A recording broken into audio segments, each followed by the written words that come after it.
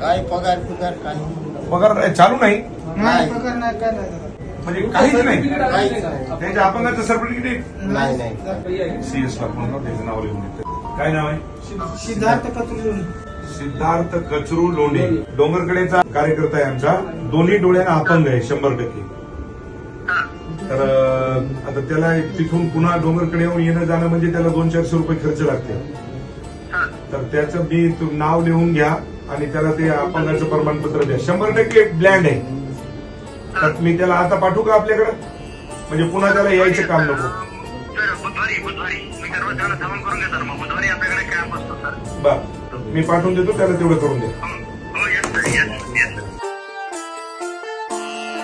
हे ठेवा तुमच्याकडे. जन जय महाराज.